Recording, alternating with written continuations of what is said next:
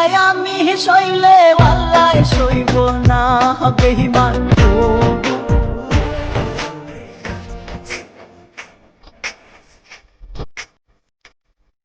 গেলে কে বাঁচাবে, কে হবে তোর স্বামী গো? সখী গো হয় আমার মন ভালা না, বন্ধু আমার বানায় আছে প্রেমের কারাগার, গোপন প্রেমের জ্বালা। ওই পারেতে বন্ধুর বাড়ি, মাঝখানেতে নদী। লায়লা, সুলতানা ইয়াসমিন লায়লা নাটোরের এক অজপাড়া গা থেকে উঠে আসা এই মরমী সুরের জাদুকরী এখন সারা বিশ্বের মানুষের হৃদয়ে। কিভাবে সম্ভব হলো এই উত্থান? তুমি মানো আর না মানো, তুমি ছাড়া কেউ নাই। আসসালামু আলাইকুম বন্ধুরা, নাটোরের এক অজপাড়াগা থেকে উঠে আসা এই মরমী সুরের জাদুকরী আজ সারা বিশ্বের মানুষের হৃদয়ে জায়গা করে নিয়েছে। যে সুরের টানে মানুষ একাত্ম হয়ে যায় মাটির গন্ধে। মুখ বুঝিয়াই আমি সইলে আল্লাহ সইব না। আজ আমরা কথা বলবো আমাদের সময়ের অন্যতম জনপ্রিয় লোক সঙ্গীত শিল্পী সুলতানা ইয়াসমিন লায়লাকে নিয়ে। আমায় তুইরা প্রেম মালা তার গলায় দিলে। কিভাবে সম্ভব হলো এই অভাবনীয় উত্থান? নাটোরের সেই ধুলোমাখা পথ থেকে ঢাকা আর লন্ডনের মঞ্চে পৌঁছানোর এই অকথিত গল্পই আজ শোনাবো আপনাদের। পীড়িতের কত জ্বালা, ভাঙিয়া ঘরের তালা। শৈশব ও মাটির টান। লায়লার জন্ম নাটোরে। ছোটবেলায় যখন সমবয়সীরা পুতুল খেলতো, লায়লার মন তখন পড়ে থাকতো বাউল আর মরমী গানের আসরে।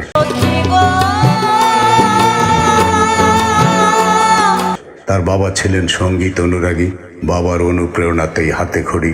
তখন কি কেউ জানতো নাটোরের এই ছোট্ট মেয়েটির কণ্ঠ একদিন পুরো বাংলাদেশের পরিচয় হয়ে দাঁড়াবে?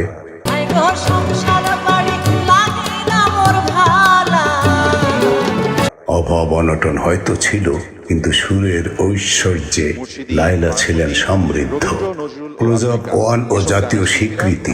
And the award goes to Best Folk Singer, Sultana Yasmin Laila.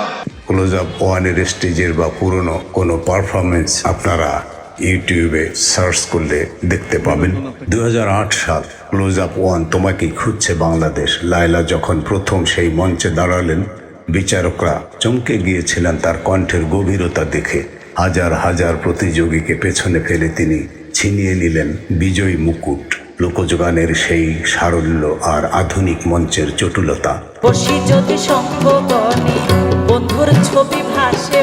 এই দুয়ের মিশেলে লায়লা তৈরি করলেন এক নতুন ধারা। বিশেষ করে তার আমি তো ভালা না গানটি ইউটিউবে যখন কোটি কোটি মানুষের কাছে পৌঁছালো, তখন আর তাকে পেছনে ফিরে তাকাতে হয়নি।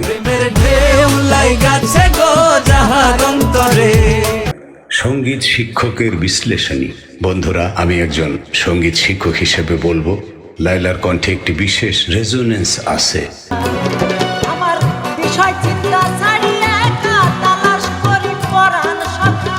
তিনি গান ধরলে মনে হয় যেন বাউল সম্রাট শাহ আব্দুল করিম বা লালন শাহের উত্তরসূরিরা নতুন করে জেগে উঠেছেন।